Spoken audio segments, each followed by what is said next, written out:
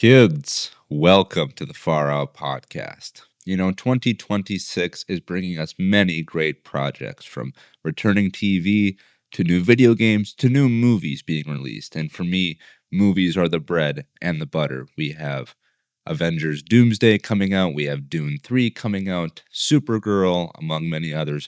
But one that is fast approaching, in fact, this movie is less than 2 months away now at the time of this recording, is a movie called Project Hail Mary, which is a movie that I was not very excited for. In fact, when the trailer was first released and I watched it, I went, yeah, looks cool. Yeah, I'll check it out. But I wasn't anticipating it like I have been Superman or Supergirl or take your pick of any other movies. Until, kids, I did some research on this movie.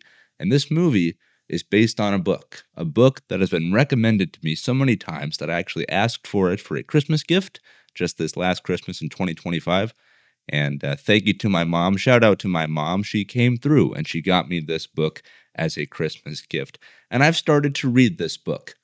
And let me say this. I'm not even done with the book yet. I'm actually not that far in. I think I'm on chapter 5 right now.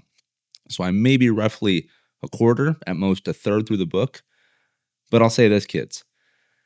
From what I've read, this movie's gonna rock. Okay, if this book is any indicator of what's to come in March, this movie's gonna be exquisite. And I'm someone I like to think I'm plugged in, quote, plugged in to the movie internet news sphere.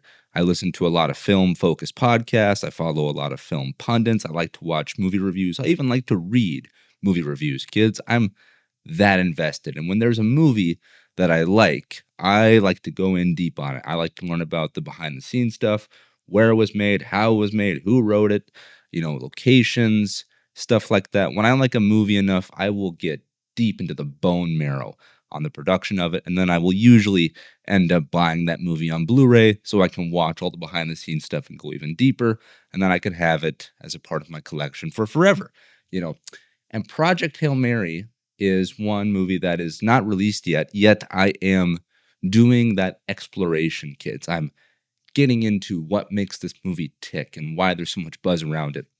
And from what I can gather, this movie is going to be a full crowd pleaser. It's going to be funny, fun, adventurous.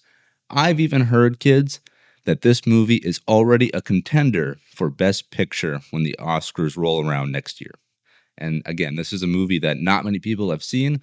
Those who have seen advanced screenings, of course, cannot talk very openly about it because, again, it's still months away. They don't want spoilers to get out. But the overall tone is that this movie is great. And so with that, I decided to see what this story was made of. And again, as I said, I asked for the book and I have started to read the book. And normally, kids, I would talk about this book, this project, this story after I've read the book or after I've seen the movie, but I have to talk about it now. I'm so impressed with Project Hail Mary as a book. This movie stars Ryan Reynolds. Yeah, Ryan Reynolds. This movie stars Ryan Gosling in the lead role of the scientist turned astronaut that we follow. And knowing that about the movie, I'm reading the book in the tone, in the cadence of Ryan Gosling. And I'll just say this. Maybe it's, a reverse biases type thing because it just makes sense to me. But knowing that Ryan Gosling is going to bring the main character to life, to me, it's perfect casting. When I read the words on the page and when there's emotion behind the words, the way that this book is written conveys a lot of emotion. I think, oh, that's Ryan Gosling. He's going to nail it. He's going to crush it. The sense of mannerisms totally fit him. The way he conducts himself in the story and around himself, and also when he's by himself, this sounds and looks like it's a perfect vehicle for Ryan Gosling to operate. And yeah, I have to stop myself from reading this book so quickly because I want to make it last, actually. I don't know if I'll make it last entirely out through March up until the film releases, but I'm taking it at a delightfully slow pace, kids. I do about a chapter a sitting, and these chapters are pretty healthy. They're, 8 or 10 pages in length. if not more. And there's so much meat on the bones, kids, from every page. But again, it's a real page turner, and I know I could breeze through this without much thought. But again, I want to make it last. I want to stretch the taffy, and so with Project Hail Mary becoming one of my most anticipated films of 2026, and with it only being 2 months away, kids, not only can I recommend that you pick up the book, as I think it's a incredibly, as I said, fun, funny, and smart sci-fi story. I think you will learn things along the way. I'm also going to be talking about some movies that are in a similar-ish vibe slash tone to what I think Project Hail Mary is, and that way we can prepare ourselves with a trip down memory lane, down a sci-fi memory lane, as we get ready to launch with Project Hail Mary. And one of those movies, kids, that I decided to do a rewatch on was 2015's The Martian. And if you do not know, kids, this movie starring Matt Damon, which came out over 10 years ago, this movie is also based on a book also called The Martian. And, kids, the same guy that wrote the book, The Martian, wrote Project Hail Mary. This is a author. His name is Andy Weir, and he wrote the book that became the movie The Martian, and that movie became a big smash hit with both audiences and critics. I myself, I think, saw that movie 3 times in theaters, if not more. And so, with another Andy Weir adaptation coming to screens again later in 2026, I decided to do a rewatch of 2015's The Martian. Hard to believe that that film is over 10 years old, but here we are. Where does time go, kids? And I'll say this about The Martian. That movie is a slam dunk, top to bottom. Again, if The Martian is any indicator as to what Project Hail Mary could be, we are going to be eating really, really well in March of 2026. But let's talk about The Martian specifically. This movie is just a hoot. It's just so entertaining front to back. Again, you have an incredible cast. I mean, you have Matt Damon leading. You have, and then you have just this treasure trove of heavy hitters for your supporting cast. You have, Jessica Chastain. You have freaking Chiwetel Ejiofor. You have Donald Glover. You have um, Sean Bean. You have, I mean, just, Kate Mara. I mean, the list goes on. You just have these incredible actors who don't always have a lot to do. This is really a more kind of front loaded and led vehicle by Matt Damon, but everybody else has an important role to play in this movie, in this great ensemble. And all the characters are interesting. They're all unique. And when they're all on screen, you all get a sense that they know what they're doing. And much like how reading Project Hail Mary makes me feel smarter and entertained. Watching this movie, The Martian, also entertains and makes me feel smarter because essentially, kids, the elevator pitch of The Martian is that we're in a world where, where NASA and space exploration is prioritized on Earth, so much so that we have sent missions to Mars and we're collecting samples. Boots have been on the ground. We're preparing for other missions. And during one of these missions, kids, there's a huge storm that requires the crew to do a quick evacuation during the storm. Uh, Matt Damon's character gets separated. He is presumed dead, left for dead, as the rest of the crew escapes back to their vessel so they can begin their return trip to Earth.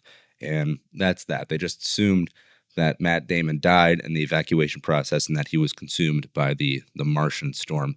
Au contraire, kids, because Matt Damon's character ends up surviving and he is essentially a castaway on Mars and he has to learn how to survive on the planet literally by himself. And he has, damaged technology and he has to just rely on his scientific skills and his survival skills to, make a new water supply, make a new food supply, make sure he has enough energy so that way he's not consuming all his heat, and then he doesn't die of the cold, And he also has to figure out how to communicate back to Earth. And even if he could, kids make a communication relay back to Earth, going to Mars is not like going to, your local 7-Eleven.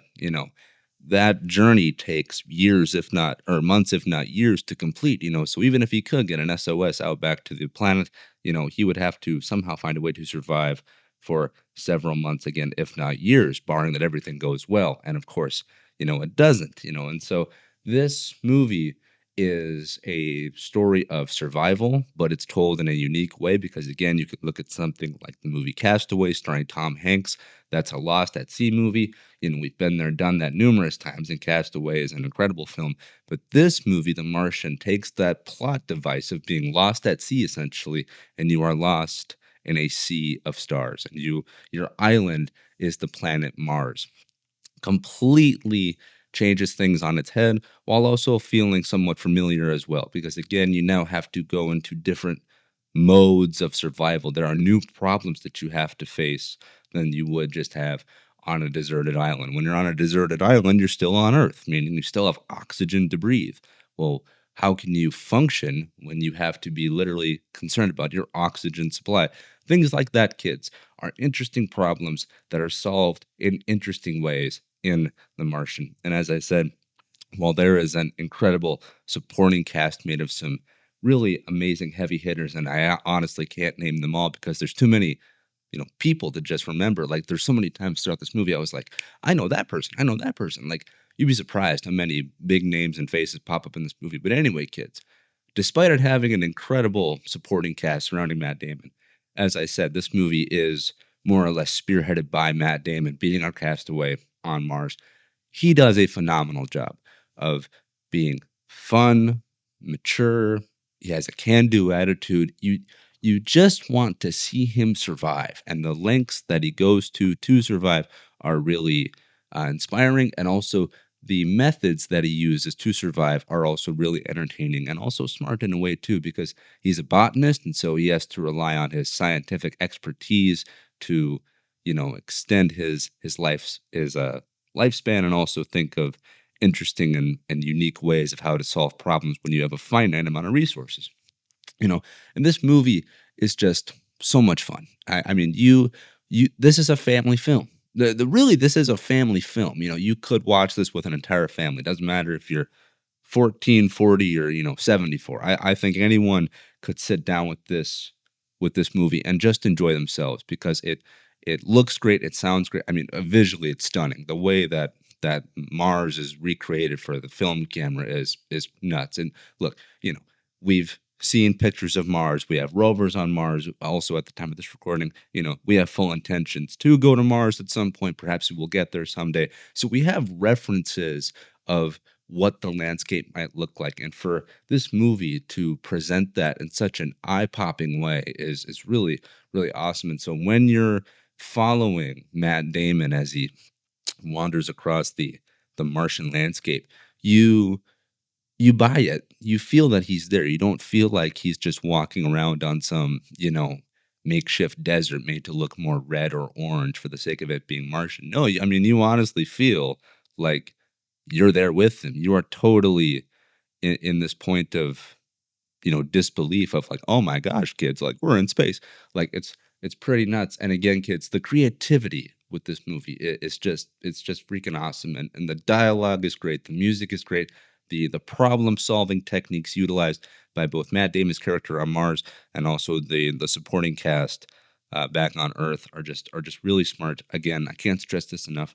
You will feel smarter as you watch this movie, and it's just a joy to watch, kids. And this is not the only movie that I will be revisiting as we lead up to Project Hail Mary. As I've done so in previous episodes, I will be recording this episode uh, in segments, and then by the time you are listening to this, I will have put them all together. So this will be recorded over the course of several days, if not several weeks, leading up to March when Project Hail Mary releases. But yeah, kids, to go back again to kind of the root of everything, to go back to an Andy Weir adaptation also set in space has to do with a sense of survival. Again, if The Martian is any indicator of what we might get with Project Hail Mary, I think that we're really going to be in for a treat. And I have not read The Martian before. I've heard this book is also amazing, and so this movie more or less makes me want to read the book. And I think at some point I will pick it up too. And that's another thing too, just kind of getting back to Andy Weir, like, in my day, kids, like for good sci-fi, you had to go to literature. We now live in an era where there's a treasure trove of sci-fi. Everywhere you look, there's a new Star Wars, a new Star Trek, new movies, new TV shows, you name it. But like back then, kids, there was something so intimate and charming about reading a sci-fi story, about having these huge ideas condensed onto just the page, and then you, as the person consuming the story, you would have to generate your own ideas and interpretations of what these things might look like. And books, they are essentially movies and TV in your head. When you read a book, you always get a mental image of what you're reading. And that may vary from person to person, and so like you look at things like Dune, for example, which is a magnificent read, and yet that developed into a great movie as well. Again, you look, or movies, I should say, you look at The Martian, which again, I cannot personally attest to if the book's great or not, though I've only heard good things, then that became a great movie, which I have seen. And then you look at Project Hail Mary, which again existed as a book before it was made into a movie, and now it's being made into a film. And I've heard that Project Hail Mary as a book is incredible, and then the movie will follow suit as well. And again, as I personally can attest to, the book is great, at least from the portions that I've read thus far, kids. And so, yeah, storytelling. Again, we now live in an era where everyone has a streaming service, and movies are, at our fingertips, and so is our television, kids. But there's something really raw and natural about books and about stories developing from books. And so I love when movies are, based on the bestseller. It's like, oh, it's like let me get in deeper on the story. Like I want to learn more. And so yeah, kids, like if you're a fan of The Martian, just as a movie, go back, revisit it, rewatch it. It was a real treat to pick back up with it now being over a decade old. And then if you have not checked out the book, much like myself, I think upon a rewatch of The Martian, you will have a greater appreciation of the story and of its source material. And I think you'll want to check out the book as well, kids. And it's really good to see that we're still getting potentially great adaptations of literature. And yeah, Project Hail Mary, I think, is going to be a really special movie when it comes out later in March. And again, kids, from what I've read of the book thus far, it is really special. It's really awesome. And so yeah, I please listen very closely, kids. Please watch The Martian, read The Martian, read Project Hail Mary, and then watch Project Hail Mary when it comes out this March. All right, I'll see you in the next segment.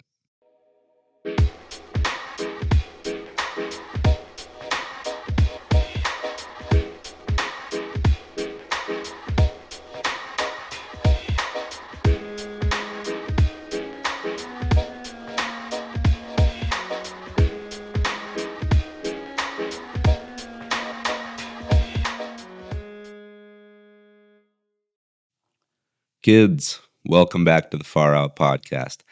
Since we last spoke, since we last got together for this episode, I have read more Project Hail Mary, and let me remind you, this book is great. It's a real page turner.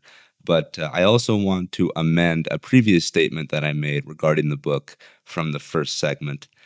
Back in the first portion of this podcast episode, I had said that I was on chapter 5 or 6 of the book, and that was the equivalent to being like a quarter, if not like a third, through the book. And that was a great exaggeration on my part because I am not that far into the story. Thank goodness, because this is easily becoming another example of a book that I just don't want to end.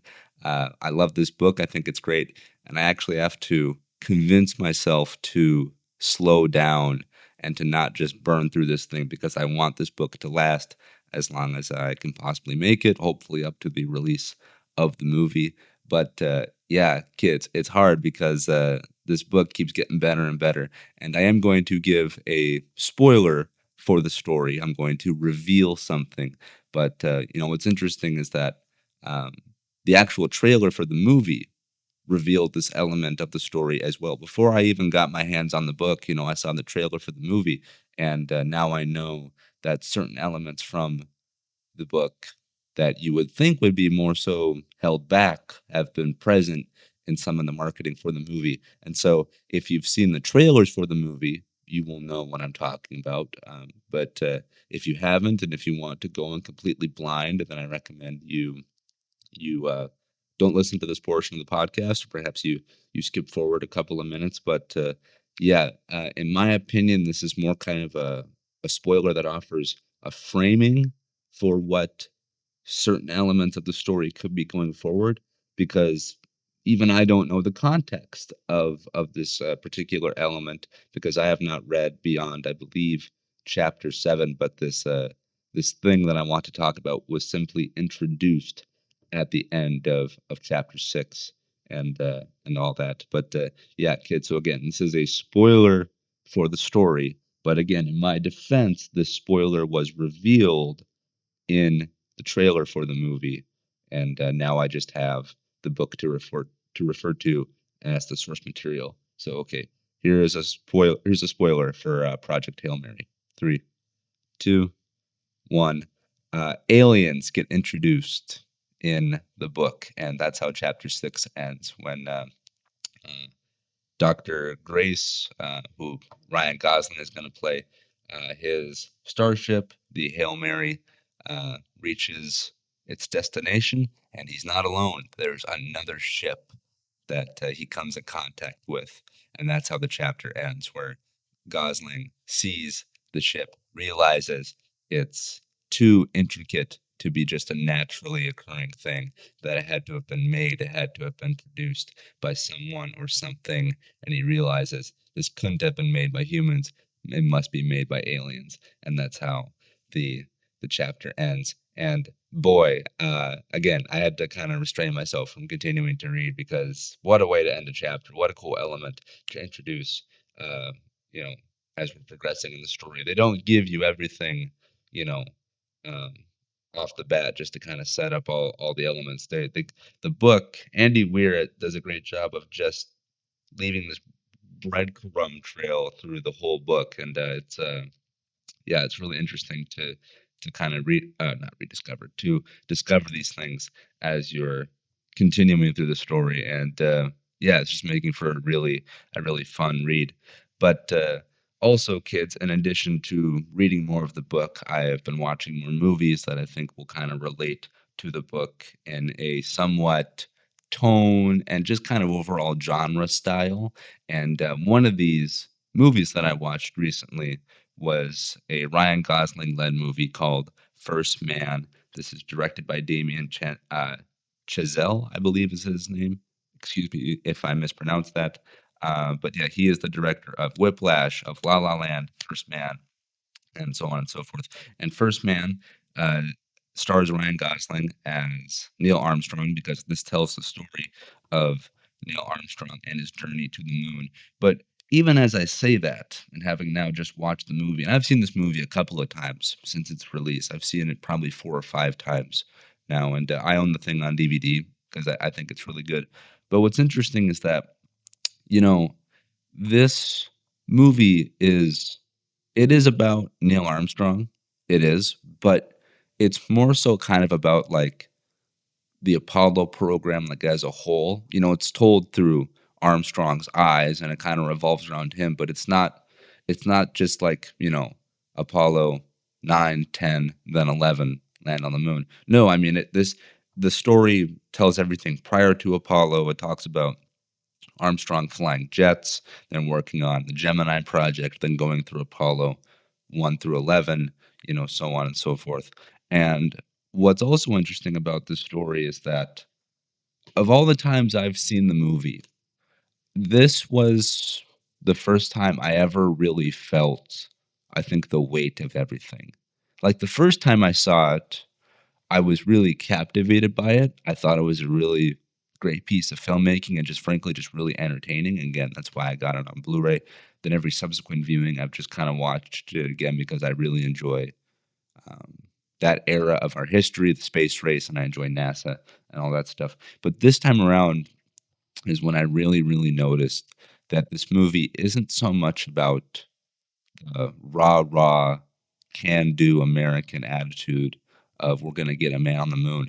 This movie is more so of a character drama that centers around Armstrong, and the Apollo program is almost kind of a backdrop to everything that's going on in his life. This movie is a tough watch. It is. This movie deals with the strains that work can put on a relationship because as Armstrong is pouring himself into the Apollo program. He's putting he's adding friction to his marriage and subsequently to the lives of his children.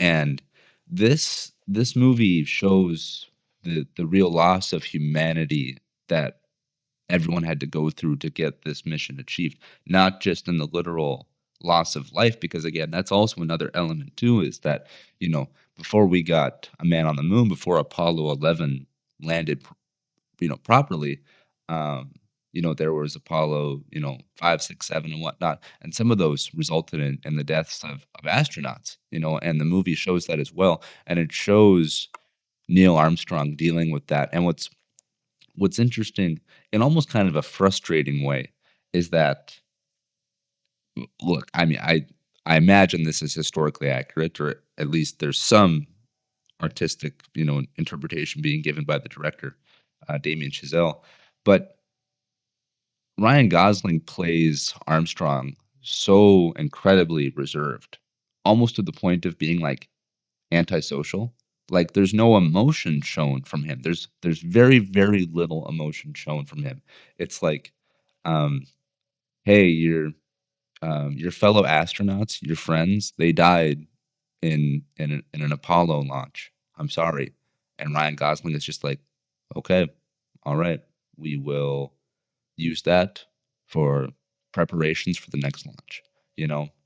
And then like in the movie as well, again, I'm speaking in the context of spoilers as well. This thing has been out for a while, but in the movie as well, it presents to you very early on that the Armstrongs had a hard life, not so much in their upbringing, but just in how they're trying to operate as a family unit. Because I didn't know this about Armstrong, but he had a child, he had a daughter who died very, very young. She was just a small child, and you actually literally see the funeral of his daughter, and it's very, very sad, and you know the movie talks about how Armstrong doesn't want to talk about it, doesn't want to talk about it with his wife, doesn't want to talk about it with his friends.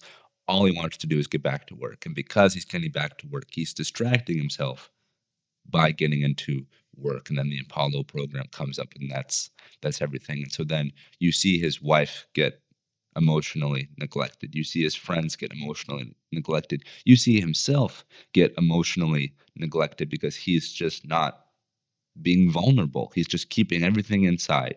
Again, I'm so sorry to hear about the wife. Or I'm sorry, I'm so sorry to hear about you and your wife. Okay, yeah, your daughter was really cute. We really enjoyed seeing her around the neighborhood. Thank you.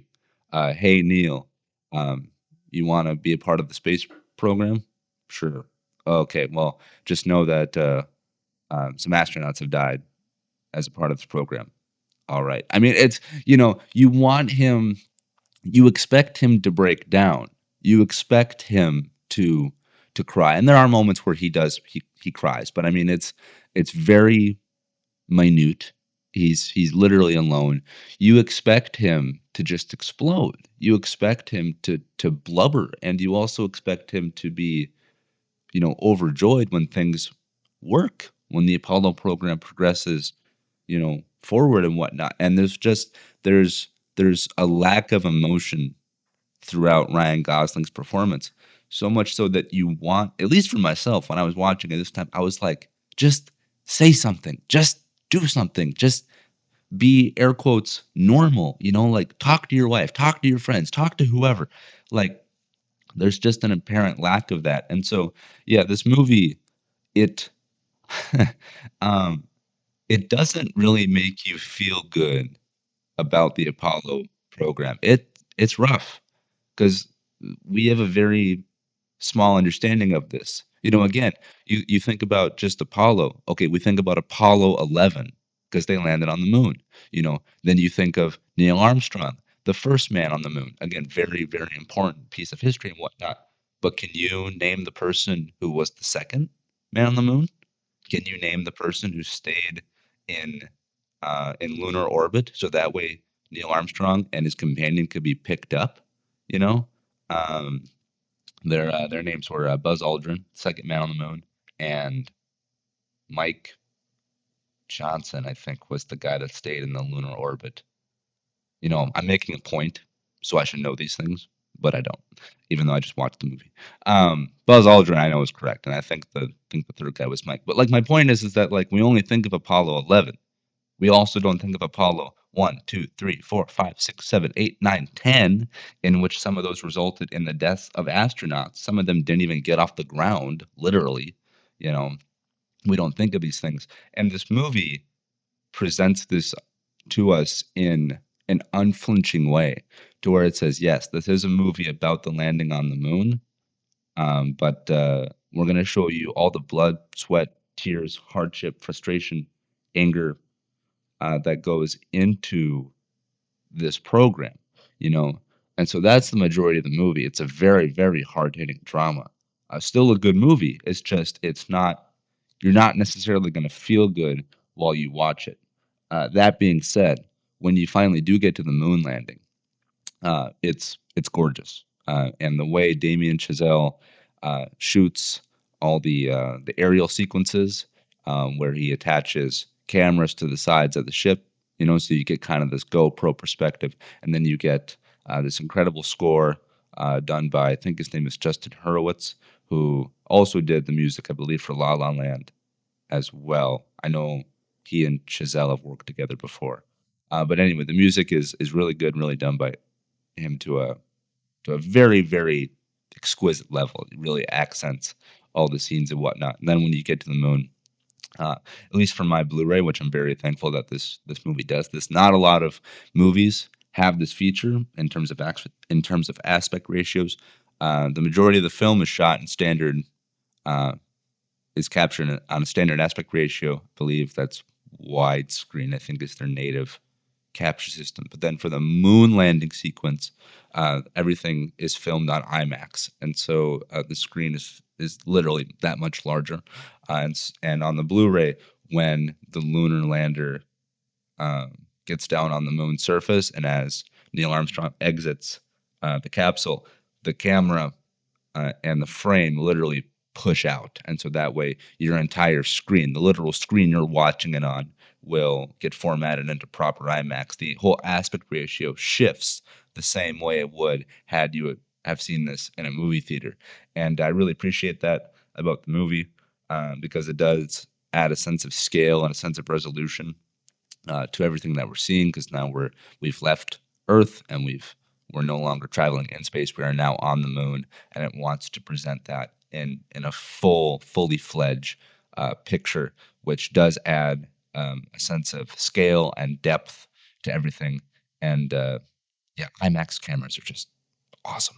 Um, yeah, and again, it all looks amazing. And then what's also cool too is that the sound cuts out on the moon as well, because space is a vacuum and everything. And so there's this really just desolate feeling to everything. It's like, yes, we all this money, all this time, all this engineering, all this planning, all the loss of life, like I said, went into getting people to the moon, and now that we're there, it's just nothing. It's just barren. It's a gray surface with an infinite black background, no sound, and it's just two people on the moon. And it's like, yeah, we're here. Now what? But again, I don't mean that in a demeaning way. I mean that in like the movie just makes you feel the loss of everything, even when you're on the moon. And so, again, it's a really, really impactful drama. It really is. Again, I don't mean this as a way to say it like, there needs to be more energy. No, no, no. On the contrary, for what this movie is, for it being a drama telling the story of people who lose their lives and how their lives are affected by loss, and eventually getting someone getting a group of people to the moon to achieve that common goal. For the story it wants to tell, it's done incredibly well. But yeah, it's not for everyone. Again, it's not a very feel good movie, but I do feel that it's important. And it's funny as I say all this. This sounds like the literal antithesis of like what Project Hail Mary is going to be, because again, the more I read the book, the more I'm like, yeah, like this is going to be a crowd pleaser. This is fun, funny. This is an adventure. My mom is going to love this. You know, when it comes to theaters and whatnot. And if Project Hail Mary the movie is like First Man the movie, whoa, we're in for a rough ride. But like, yeah, so tonally they're not similar. I think Project Hail Mary is going to be an adventure, whereas First Man is much more somber, and again, it's more of a straightforward drama. But again, the reason why I watched it is very obvious because again, it's a movie set in space, and it's a movie that stars Ryan Gosling. And Project Hail Mary is also a movie set in space and also stars Ryan Gosling. So there you go. But yeah, um, First Man. If you have not seen the movie, I do recommend it. You just kind of be prepared for what you're going to get into. But yeah, anyway, the lead up to Project Hail Mary continues, both as I read the book and watch movies of a similar ish vein to it. And yeah, I will see you guys in the next segment then.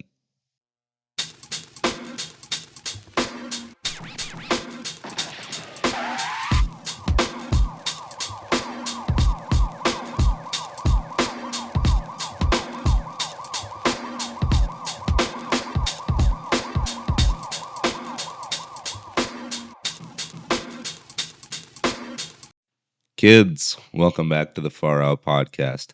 At the time of this recording, for this segment of this episode, the Super Bowl, the superb owl, has come and gone, and the Seahawks won, which I'm, thankful of, kind of, sorta, just because I'm not a fan of either of the teams. I'm not a fan of the Seahawks or the Patriots, but if I had to have a team succeed, I wanted it to be the Seahawks because they have Sam Darnold, who's a former Vikings QB. So there's that. My heart does ache a little bit. It bleeds a little bit of purple blood for my boys in purple over in Minnesota.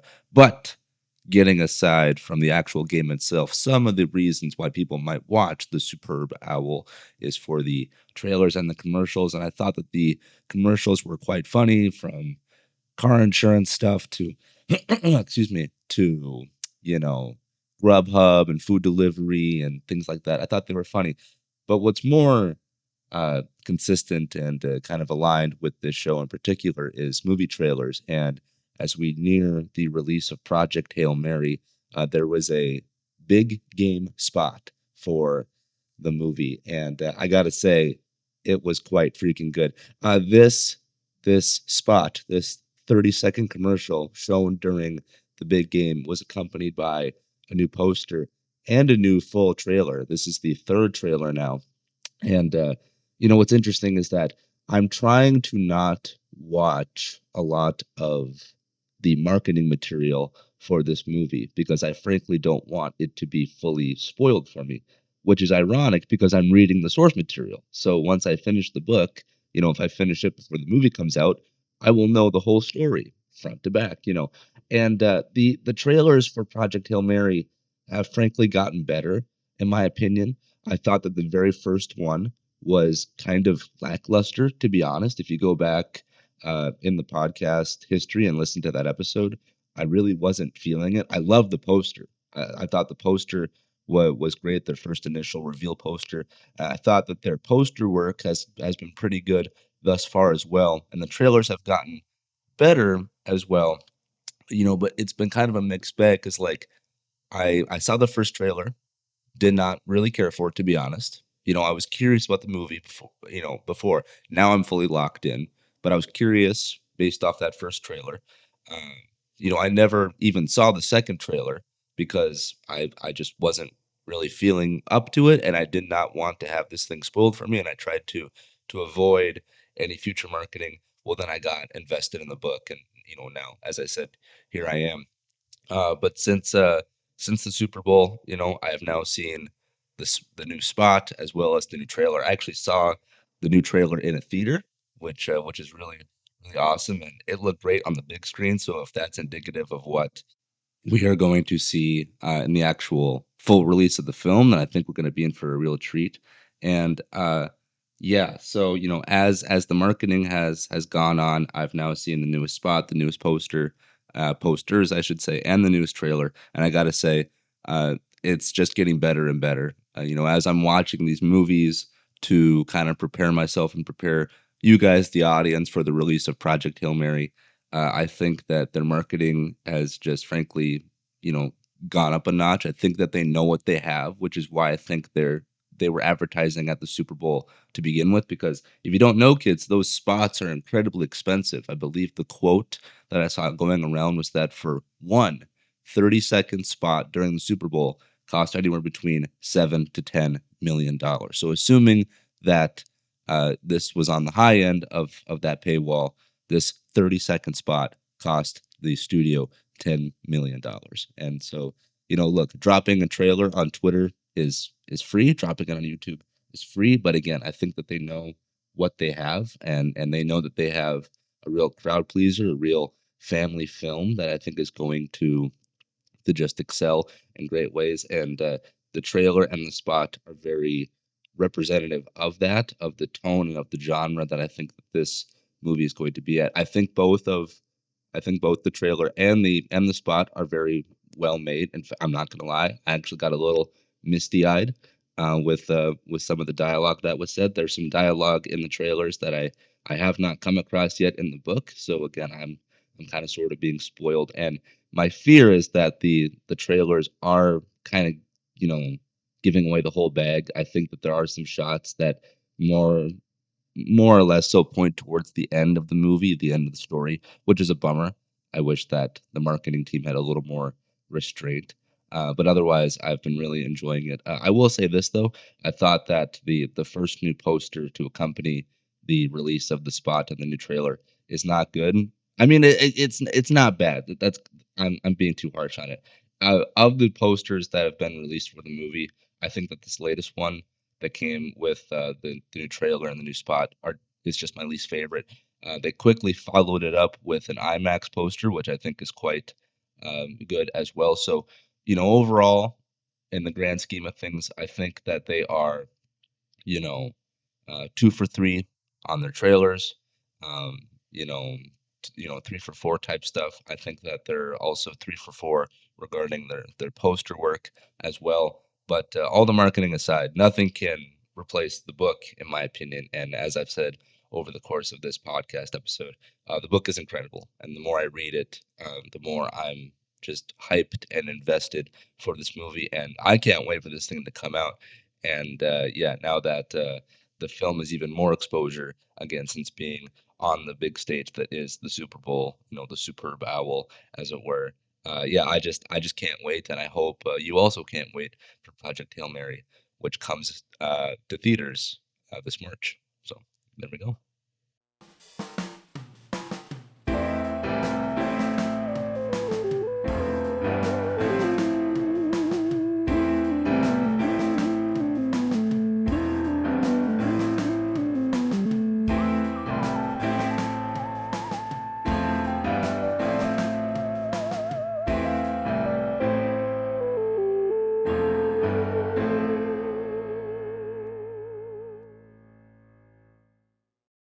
Kids, welcome back to the Far Out Podcast. At the time of this recording, it is February 17th, meaning that Valentine's Day has come and gone. And with that holiday now being in our rear view, that means we are ever closer to the release of the movie Project Hail Mary. And as I've said over the course of this episode of the podcast, this movie has only grown in anticipation for me. I'm really looking forward to this one. And what's interesting is that I remember when this movie was first announced and when its first trailer came out, I wasn't really into it. Despite that being said, I was still going to see it just because I'm a movie fan, and it did look somewhat entertaining. It looked not like a B movie, but it didn't blow me away. But I like Ryan Gosling. I like space, just period. I like the writers and the directors behind it, and I thought, yeah, this one looks good. But then I started to hear more about it. I started to hear about how this movie could be special, how it could be, a surprise hit, how it could even be a best picture contender at the Oscars. And I was like, wow, I was like, that's some high praise. And then I started to do some more research into it, and I realized that this movie is based off a book written by the same author of The Martian, which then gave us the movie The Martian, starring Matt Damon, and that movie is phenomenal in its own right. And so then I got the book. I asked for it as a Christmas gift, and thank you to my mother. Shout out to my mom. She got me that book for Christmas. I started to read it shortly after the holiday. And again, as I've said before, I love this book. Like, the more I read the book, the more I get the hype about this movie. This book is fun, funny, educational. I just think it has everything that a good story needs: a good plot, a good character, a good way of just making the reader feel involved. I think that this book is really, really something. And to have this book, to have this kind of story be translated into something that's watchable, I'm very thankful that this movie or that the story exists as a movie and not as a series per se or anything like that. I think that this type of material does lend itself to a big screen, to the biggest screen, and I'm really, really looking forward to the release of Project Hail Mary. And alongside the release, I'm preparing myself in many different ways for this movie to come out. Again, most notably, I'm reading the book, and if you have not picked up the book yourself, I do recommend that you get it. Or if you even decide to listen to it via audiobook, I think that this is a really, really great story. I can't put it down. I have to force myself to make it last, because I know I could just rip through it in just a couple of days. But in addition to reading the source material, I'm also watching movies that I think will represent a type of genre or tone or story or production element that I think we will come across in the movie Project Hail Mary. And I talked about how I watched the previously mentioned Martian with Matt Damon. I watched First Man, starring Ryan Gosling as Neil Armstrong, and because it's a Gosling movie set in space. And now I have watched another movie, not featuring Gosling, but is very much kind of a very similar-ish movie to First Man, in the sense that it's a character study. I'm talking about the movie from 2019 called Ad Astra, which is Latin for "To the Stars." And this this movie this movie is very special to me in a very, very similar way to First Man. In fact, I think I really kind of found a great pairing between these two movies. It's almost like peanut butter and chocolate. They're great individually. You put them together, and boom, magic is made. Having watched First Man, and then now having seen Ad Astra, just a couple of days, if not a couple of weeks later, this is really they're really kind of hitting similar beats. First Man, for example, while it does tell the story of the moon landing, the Apollo program is more so a backdrop to what's happening in the lives of Neil Armstrong and his family. It really is more so a character study on him. It's more of an emotional drama. I think it has to deal with the human condition that revolves around space travel. Well, Ad Astra is a very similar type of movie in the sense that space is the backdrop. Space is more defined in this movie. It's more accessible, literally and metaphorically, in this movie. But this movie, Ad Astra, stars Brad Pitt in the lead role, and it has to essentially deal with him reconciling with who he is and trying to find his father, both literally and metaphorically, because this movie centers on this notion that in the distant but not too distant future, space travel has just become another part of everyday life. There's more ways than ever to access space. Space exploration is becoming something that's marketable and is an entire branch of the military, with deep space voyages happening.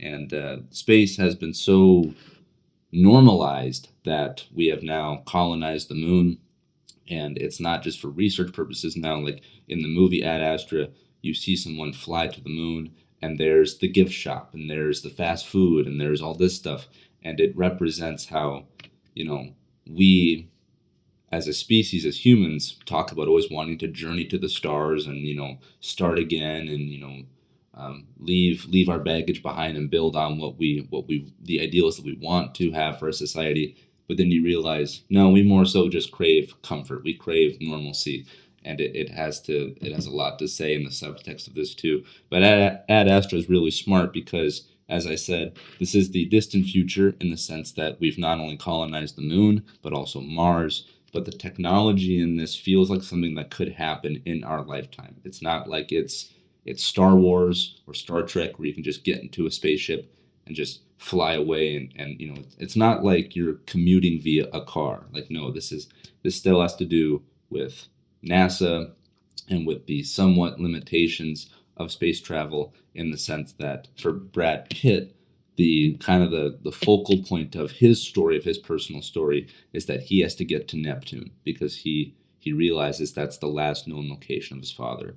And so with that, he has to leave Earth, then go to the moon, and then take a rocket from the moon to Mars, and then he launches from Mars because Mars is literally closer to Neptune, and so on and so forth. And so it deals with real sciences, it deals with real consequences, it deals with uh, emotional actions that people go through, and it talks about how astronauts have to be of a certain vigor to do this. How you have to prepare your mind and your body for this kind of work. How it's going to not only stress your own life but also the lives of those around you. And how it kind of requires a person to abandon these social attachments to pursue the ultimate mission. And this is actually personified in the sense that throughout the movie, several times, Brad Pitt takes psychological evaluations where he hooks himself up to monitors, and he just goes through a series of questions, because if he were deemed psychologically unfit for space travel, then he would just not travel, and the mission would either go in a different direction or he would be removed from it entirely. And so he has to try to maintain a sense of composure for himself, despite him having this constant revelation of his father. Not only that his father is alive, because at this point he was presumed dead, but also that he's potentially causing catastrophes back on Earth with him being out by Neptune. And I'm not going to spoil the whole movie, but I just want to provide context because, again, just as how I said, you know, to get to Neptune, you have to go to the moon, and you have to go to Mars. In the initial mission that Brad Pitt's father took back when he was just a young boy, he journeyed to Neptune. Well, that individual mission took decades just to get there. And then he's going to be there for several more years. And eventually, the mission itself went beyond its lifespan. And so, everyone aboard that vessel was presumed dead, including Brad Pitt's father. But again, as I said, the story of the movie is that there are seemingly signs of him still being alive. And because of him now being alive, this is affecting Earth in a very negative way. And throughout this literal journey that Brad Pitt goes on, he's going through this emotional journey as well.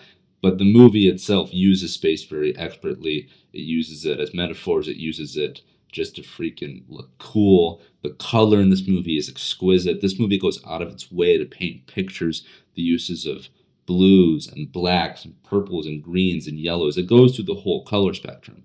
This movie, I think, is much more akin to something like 2001: A Space Odyssey than it is, say, a Star Wars or a Star Trek, which for some people, they're not going to like that. And I respect that. Like, for some people, slower movies, contemplative movies just aren't their cup of tea, and I understand that.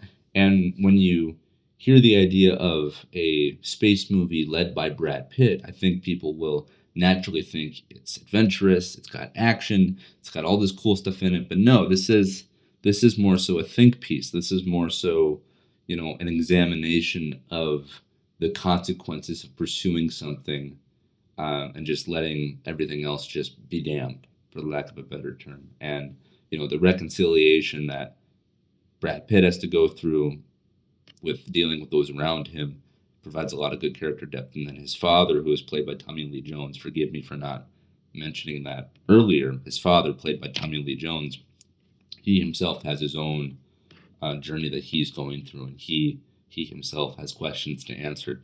And this movie, I think, is really really tremendous. I remember I saw this. I very thankfully got to see this in a theater in its original run, and I remember when I sat down in the theater, not really knowing a whole lot about the movie, I was just flabbergasted by the execution of this. I felt transported, and I felt this emotional attachment to everything, and it really really impacted me as I was watching it. And then I remember after I left the theater, it was actually funny enough, it was raining at the time, believe it or not. And I remember I just sat in my car and I was like, what did I just see? And not like that was crazy. I mean, like, oh my gosh, I had no idea that was going to be that kind of a movie, that was going to take me on that much of an emotional journey. And I remember just sitting in the parking lot in my car in the rain, and I was just thinking of the imagery, the colors, the vastness of space. And then I was thinking about Brad Pitt's performance and Tommy Lee Jones's performance, and its examination of us as people, both on Earth and also people who want to leave Earth and go beyond our planet and go beyond our moon, even. And what does that look like? What would we be willing to sacrifice to achieve those goals? And yeah, I think that Ad Astra is a really, really remarkable film. And I wish more people saw it. I wish it got more just awareness. And, if this episode of the podcast is getting people excited about Project Hail Mary, I hope in tandem it does that for the movies that I've also talked about. I hope people will go back and watch The Martian, that they will watch First Man, and that they will also watch Ad Astra 2. It's pretty different from what I think we're going to get in Project Hail Mary. Again, I think Project Hail Mary is truly going to be a family film. I think you will be able to enjoy this whether you're 7, 17, 27, or 77, just because I think that the source material lends it to that wide appeal. And as I said, that I feel that that's very much represented in the book. And so I think that if the movie can nail that kind of tone, I think it's going to be great. But the movie Ad Astra, very similar to First Man, it's not a necessarily easy sit through.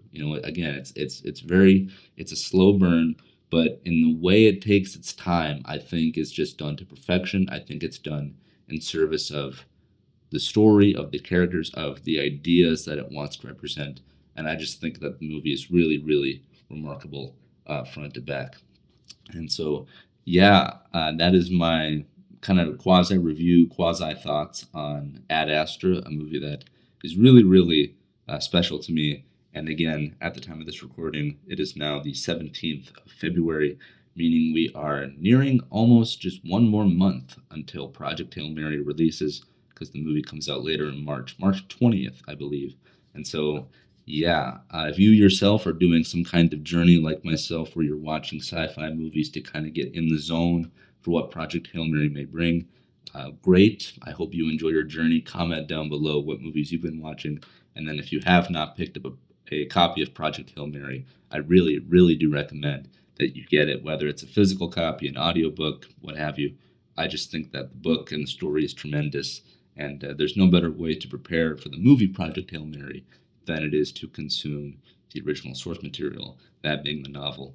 And so, yeah, this episode is not done. Again, at the time of this recording, I still have, some more movies. At least one more movie I want inside of this compilation. But again, for the listener, for you guys, by the time this comes out, this will all be together. So, yeah, for me, this is not the last segment. And so I will leave you guys by saying I will see you in the next one. All right. Bye-bye.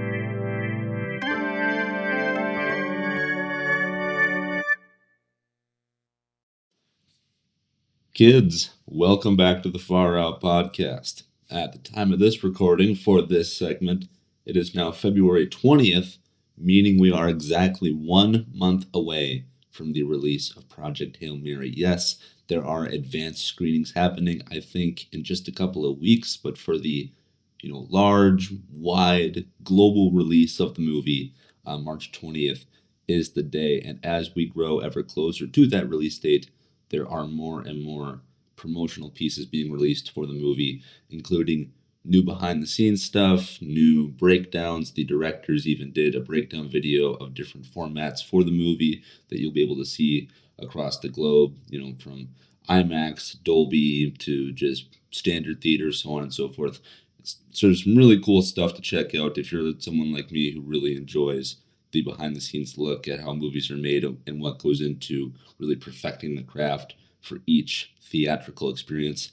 And then in addition to all these clips being released, there are also additional posters being released as well, which I really, really enjoy. I think that their poster game has frankly gotten better since the Super Bowl. There's a new IMAX poster, a new Dolby poster, a new 40X poster, a new international poster that was released in Australia, I believe. And there's just lots of cool imagery being released to accompany this film. And I'm feeling the hype. I'm really, really glad this is being treated as an event, that there seems to be this, continuing ramp up to release. I'm glad that they're not just letting it just, the Super Bowl be the last kind of big stage and they're just going to let it ride the way it is. I like the continuous push as we enter the final month of preparation. And speaking of preparation, again, for this episode of the podcast that you're listening to, I've been watching films that I think will offer a certain kind of similar-ish genre or tone, or just, kind of cool sci-fi pieces that I think could prepare myself and you guys too for the release of Project Hail Mary. And I've been checking out some Ryan Gosling-led movies, including something like First Man, and now I just checked out another Ryan Gosling-led movie, another sci-fi movie as well. This one being Blade Runner 2049, and holy bananas! I feel, and I mean this sincerely, I feel like I'm rediscovering this movie. You gotta understand something. So, Blade Runner has been around for forever. I think the first film came out in the 80s. It was made by Ridley Scott and starred Harrison Ford in the lead role. And I remember when Blade Runner 2049, Blade Runner 2 was coming out. I remember, seeing the trailers in 2017, and I thought, this looks really, really cool. I'm going to do my research on the Blade Runner universe. And, it's actually, the Blade Runner franchise is really not that deep. You think of Star Wars, for example, you have literally over 10 movies. You have hundreds of books, dozens of video games, a couple TV shows. There is a version of Star Wars in pretty much every media format. The same can really not be said for Blade Runner. Yes, the original Blade Runner film is based on a book, which I believe is called Do Androids Dream of Electric Sheep? Then that got translated into a movie. And then I think there was some PC game released in the 1990s. But since then, it's frankly just kind of fizzled. I don't know of any other additional reading material. There certainly wasn't another movie. Perhaps there was some other kind of video game. But really, the way that Blade Runner kind of entered the pop culture, sphere was through that movie. And so, again, in the lead up to the release of Blade Runner 2049, I decided I'm going to go back and I'm going to watch the original Blade Runner. And funny enough, there are multiple versions of Blade Runner. There is the original theatrical version, there is an extended cut, there is the director's cut, and then there's one also called literally the final cut, in the sense that it is like literally the final pass at the movie. There might even be one more in there as well. I think there's a total of 5, but each of them offer different scenes and deleted scenes, and offer kind of varying contexts for some stuff in there. I ended up watching the final cut because, based on the internet research that I did, that one is kind of regarded as being the best of everything and offers the most definitive direction in terms of storytelling, shot progression, stuff like that. And so I watched the final cut, and perhaps, people might bristle at this, but I'm just being honest. I did not like the original Blade Runner when I saw it. I did not like the final cut. I don't get it. Now, let me be clear. Like, Blade Runner aesthetically is gorgeous. I mean, it is dirty and grimy, yet also beautiful and incredibly inviting. It presents a futuristic world that I think feels very attainable. The original movie, funny enough, is set in 2019, which is crazy. That year has come and gone for us. And in the movie, there's flying cars and super mega structures, skyscrapers that, are enormous, and there are buildings that, look like modern day versions of pyramids, and there are robots. And then, kind of the real nucleus of the story is that humanity has advanced so far in science and technology that we are now a multi-planet species, though we never get to see another planet. It's kind of something that's dropped in the background, saying that, you know, if you're looking for a better life, if you're looking to get, a fresh start, and escape the harsh reality of Earth, you need to get off world.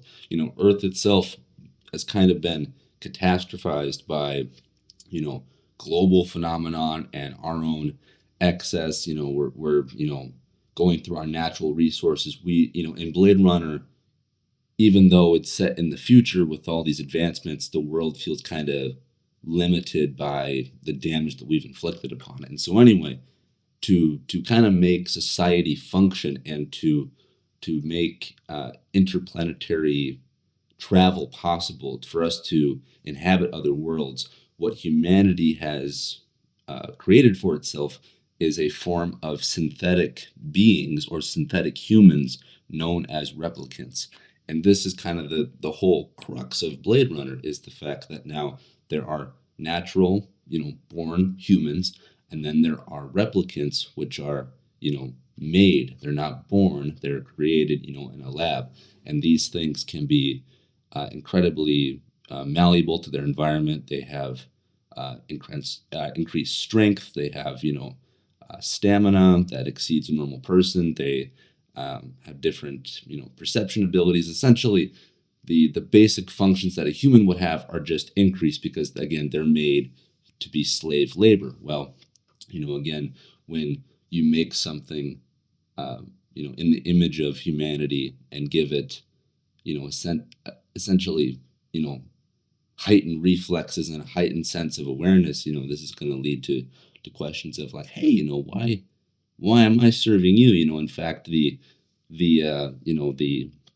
slogan for the company in the Blade Runner universe, the Tyrell Corporation, the company that makes the replicants, their motto is "More human than human." Again, in the sense that they took the the template of humanity and just evolved it into a more, successful version of itself. And so there's this big psychological and this massive debate inside the film of, are replicants human? Okay, if they're not, human, technically speaking, do they still have rights? Do they still have souls? Because they're human in every other way. In fact, in some ways, they're better than humans because, again, they have heightened abilities, yet we treat them as second class citizens. We treat them as things, as objects, as property.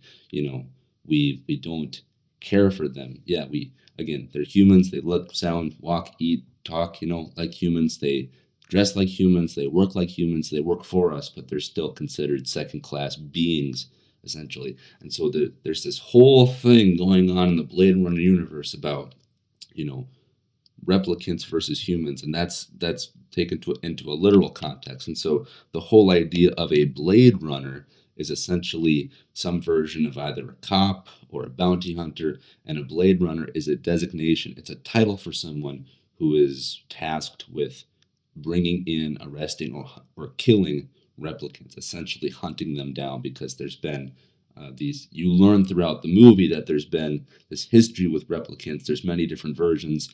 Nexus, they're referred to as Nexus models. So you have 6, 7, and 8, and so on and so forth. And each one is, better than the last, so to speak.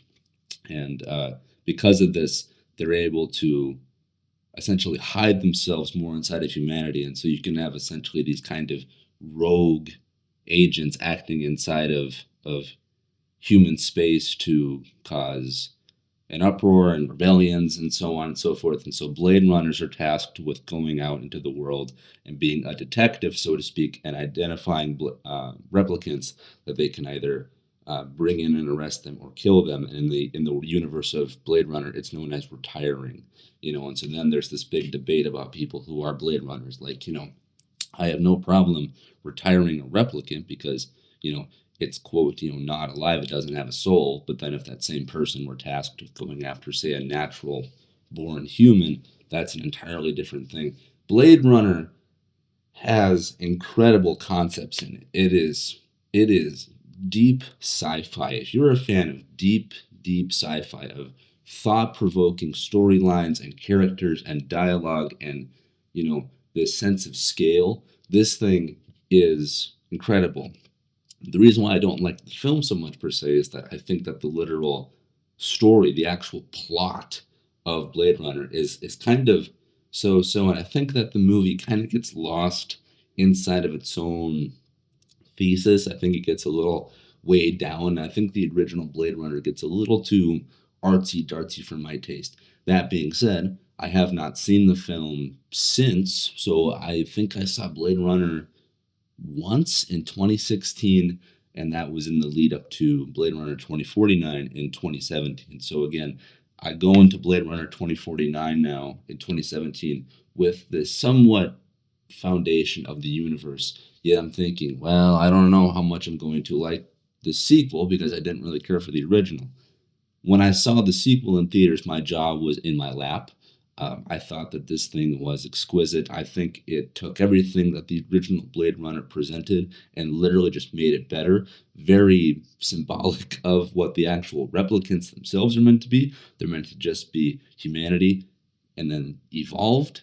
I think Blade Runner 2049 is every concept in Blade Runner just evolved. I think the soundtrack is better. I think the visuals are better. I think the shots are better. I think the story is better. I think the characters are better. I think the dialogue is better. The action, all of it. I just think that it takes everything you like or maybe even don't like about Blade Runner and just elevates it. And I remember being flabbergasted by this movie as I was watching it. Again, my jaw was through the floor, and I remember when the credits rolled. Even the credits themselves, I thought, are just a real piece of art themselves, with the sound that goes on behind them, as well as the literal picture shown on the screen, this kind of flickering light display as well. I remember just leaving the theater that day, and I was like, I don't know what I just saw, but I know it's one of the greatest things like ever. I think I ended up seeing that movie, 2, 3 times in the theaters. I thought it was just incredible. Then we go on years and years now, and what's funny is that now this is being recorded in 2026, meaning that the film is almost 10 years old now, which is just bananas. I don't know where time goes, but if someone can figure that out, please let me know. And I have seen the film a couple of times in between its release now and the present day. So again, roughly a decade. I think I've seen it maybe once every like 2, 3, 4 years. So maybe over the course of the last 9 years, I've maybe seen it once or twice, but I can't remember the last time I watched it. Uh, prior to this viewing I just did. So it's maybe I watched it during you know the pandemic, during the COVID stuff in 2020. So again, it's been maybe 5 plus years since I've seen the film again. But now, I sat down to watch it again, leading up to Project Hail Mary because it's a sci-fi movie and it stars Ryan Gosling in the lead. And look, as I said off the top here, when talking about the movie, I feel like I'm rediscovering it. This movie, without hyperbole, is a masterpiece. I truly, truly believe that. I think this thing is some of the best acting we've seen from Ryan Gosling, from Harrison Ford, Robin Wright, the whole cast included. I also think this is one of Denis Villeneuve's better movies. In fact, funny enough, um, this movie to me really does feel like a tryout or a test run for what eventually would become his Dune movies. Because again, Blade Runner 2049 is released in 2017, and Dune, which is an adaptation of Frank Herbert's novel of the same name, is released in 2021. And both movies are huge, deep sci fi movies presented on a grand scale. Again, You know, this is much Blade Runner is much more thought provoking than say Star Wars or even Star Trek, which in their own rights can get very philosophical. Blade Runner lives on its philosophy. The same is also said for Dune as well. Dune is a very deep piece of just literature, and I guess you could say its source material just is its source material was frankly deemed too big to be adapted. So there was this idea that when Denis Villeneuve or Denis Villeneuve, thank you, good night, when it was announced that he was going to take another bite at this material, that it was like it's too much. You can't do it because it's funny. You look back, going back into the 80s and 90s, there was a version of Dune made by David Lynch, I think, is who made the original Dune, and that movie is kind of a cult classic, but is regarded as being kind of so-so because again, it's taking this multi-hundred-page novel and is essentially just condensing it into a 2-hour movie, and that one is kind of so-so as well. Denis Villeneuve, he had the luxury of splitting the movie into two, or excuse me, splitting the book into two movies, but really the before we got Dune Part 2, we had to get Dune Part 1, and that movie had to succeed on its own right before we could get the continuation of that story. And it's interesting now, having seen both films and having seen Dune, and then going back and watching Blade Runner 2049, there's literal shots of like sweeping through a building, going across a landscape, and nice close-up shots on characters that are literally kind of reminiscent of Dune, and also the sound design as well. And I think that there are a lot of carryovers from the 2049 production team that also worked on Dune as well. Of course, you have the director and Denis Villeneuve. You have the cinematographer and Roger Deakins. I'm pretty sure that's who shot Dune. Or actually, I don't know if Roger Deakins did shoot Dune. He might have. Was it the cinematographer of the Batman that worked on Dune? Oh, that's gonna kill me because I don't think that was Roger Deakins. Oh, that's gonna kill me. I don't think that's correct. Anyway, there are some people who worked on 2049 who also worked on Dune. Again, the director and also the composer for the music, Hans Zimmer, worked on both movies as well, and perhaps the cinematographer. But now, as I just said that out loud, I don't know if that's correct. But in any event, the sense of scale and grandeur and really thought-provoking pieces that you get in this movie are reminiscent of what you will later find in Dune. And so, if you're someone who has seen Dune, whether Part One or Part Two, and if you have not seen Blade Runner 2049, I think this is where Denis Villeneuve really cut his teeth because a lot of the techniques that he utilized in this movie seem to be translated back into Dune. I'm bringing this all up because Denis Villeneuve, as a director and just as a storyteller, I think has a great understanding of how to adapt material and expand upon material that is deemed too big to continue. And I think that that's something that Blade Runner ran into. I think that's why there was never a proper sequel after the movie's initial release, back in, say, the 80s or 90s. I think that's why we had to wait, 30 years essentially for a follow up. And to now get a follow up to Blade Runner with 2049 and to have it presented in the way that it is, I think is really remarkable. This movie is a sci-fi dystopian future detective movie. Essentially, the elevator pitch I could give you for this movie is that, again, in the future, humanity has made replicants, and there's this big debate amongst all of society about if replicants should be treated as people, if they are people, even though they look and walk and talk like a human, they are made in a lab, they're not born. Do replicants deserve rights? And then, in comes Blade Runners. And so yada yada.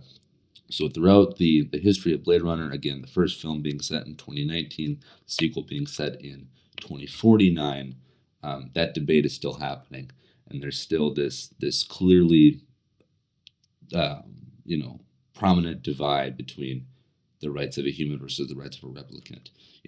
And even though replicants can have increased strength, increased speed, so on and so forth. In the same way, you can add elements to them. You can also take away elements from their existence as well. And so, for replicants to stifle any kind of uprising, to essentially limit their numbers to what you might find off a assembly line, they removed um, the idea of having, of replicants having children themselves. A replicant cannot get pregnant. A replicant cannot reproduce life itself. So on and so forth. And in this movie, there is now the idea, the hypothesis that, oh no, in fact, there was a replicant who got pregnant. And now, if that news were to get out, that would upset the social order entirely. And so now Blade Runner 2049 is this detective story about Ryan Gosling's character, who is a Blade Runner, who he himself is also a replicant, which adds another layer to this story. You now have a replicant being made to hunt other replicants. He is tasked with going out into the world and finding this child and understanding this mystery so that way he could, quote, retire it and keep the social order. But there's another wrinkle to the story as well, in the sense that throughout his analysis and his, as he is deducing this mystery, as he's looking for clues and stuff like that, he himself is finding pieces of evidence that point towards he being the child. So perhaps the child that he is looking for, that he's been tasked with looking for, is himself.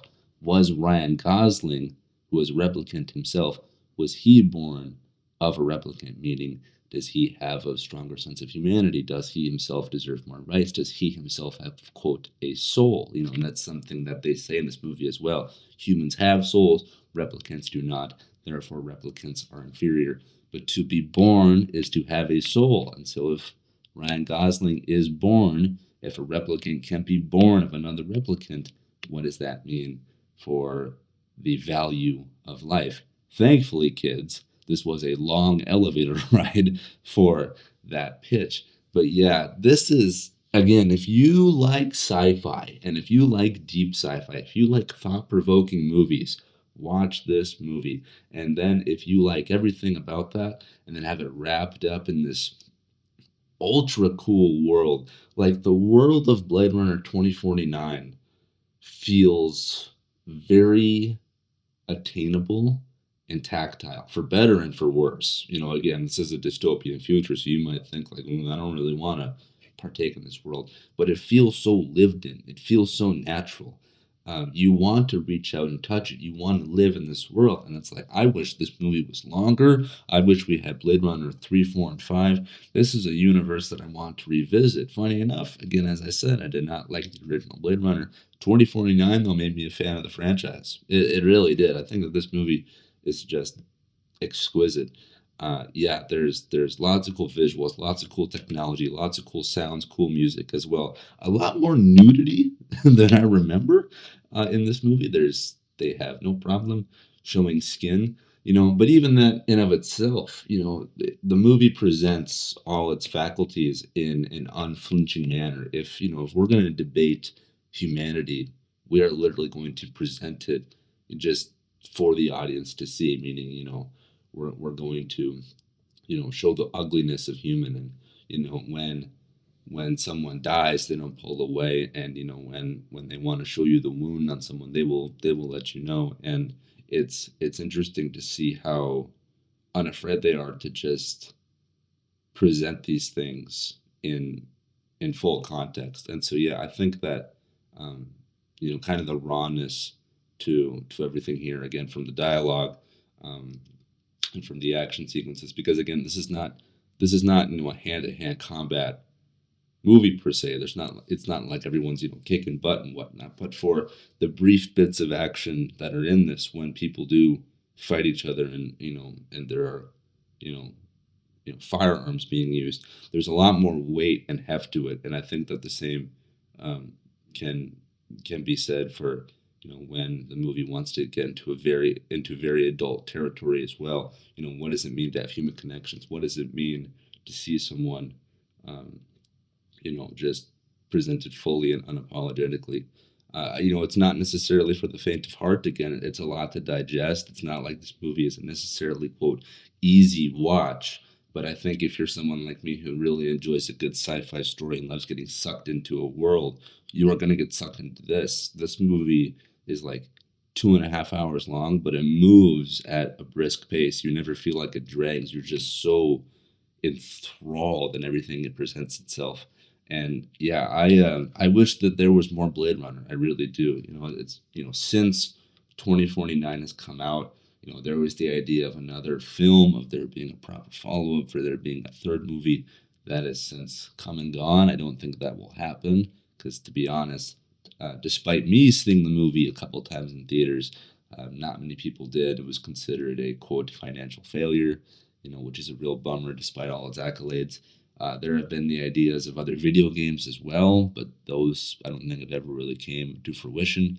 And then now the latest thing that we have um, on the burner for Blade Runner is that there is a TV show called Blade Runner 2099. So it's set 50 years after 2049.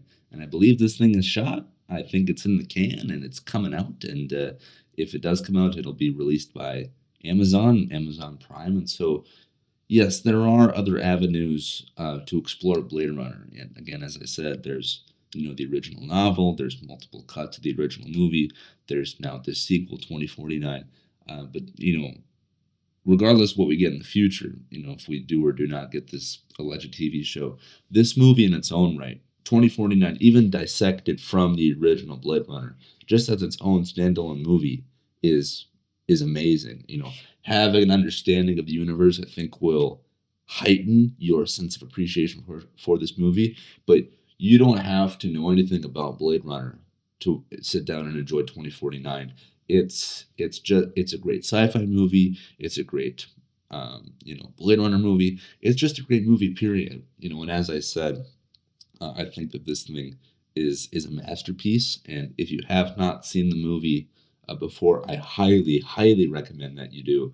I think it's really, really remarkable. And then if you have not seen the film in a while, much like myself, I do recommend that you revisit it because it made for a really, really fun viewing experience. I was really happy to have rediscovered this movie. And yeah, kids, I think that'll do it for this episode of the Far Out Podcast because, again, I'm recording this over the course of several days and several weeks, but by the time you, yes, you kids, are listening to this, it'll all be edited together. And I could watch other movies that again kind of fit into this style for this episode, but I just think that this collection of four, The Martian, First Man, Ad Astra, and now Blade Runner 2049, I think kind of run the gambit of what we might find in terms of adventure, cool concepts, deep, philosophical type things as well in Project Hail Mary. And so I think that'll do it for this episode, for the lead up to the release of Hail Mary. I do want to give some honorable mentions, though, to some other sci-fi movies as well, and just other space movies. Of course, there's Interstellar, directed by Christopher Nolan. Which has to do with traveling to literally interstellar space, going into deep space, much like Project Hail Mary. There's Apollo 11 with Tom Hanks. There's the scary horror movie Apollo 18, which admittedly, it's not a great movie, but that thing has a special place in my heart because I don't like scary movies, but I really enjoy that one as well. Let me think of some other ones. Yeah, I mean, there's a bunch of sci-fi movies you could watch. I mean, you could even just make an argument. Yeah, why not watch Star Wars? Why not watch Star Trek? Yeah, of course, you could do that as well. But yeah, it's a lot of fun for me to go back into this kind of catalog of movie to again prepare myself for Project Hail Mary, and I'm continuing to read the book as well. Again, at the time that this episode will be finished from a production side, I have not finished the book, but I'm really, really enjoying it. And I hope that you yourself have decided to pick it up, and then by the time this episode comes out, perhaps I will be done with the book. I think I will, because again, it's hard for me to put down, even though I have to convince myself do put it down. Otherwise, I'll just breeze through it, lickety split.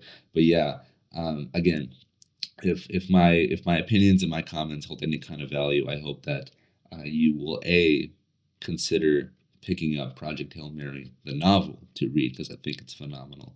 B, I hope that you will consider watching these movies that I have presented to you leading up to the release of Project Hail Mary, and then C, I hope that this episode will lead you to go see Project Hail Mary when it comes to cinemas later in March. And so again, thank you for watching and thank you for listening to this podcast. And I will hopefully see you at the movie theaters when Project Hail Mary comes out.